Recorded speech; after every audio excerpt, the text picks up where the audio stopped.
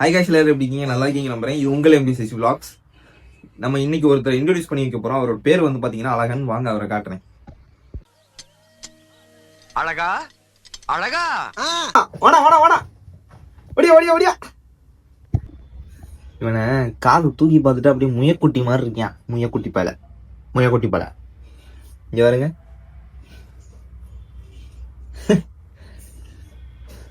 மண்டையை மட்டும் காட்டினா முயக்குட்டி நம்பிக்கலையே. முயக்குட்டி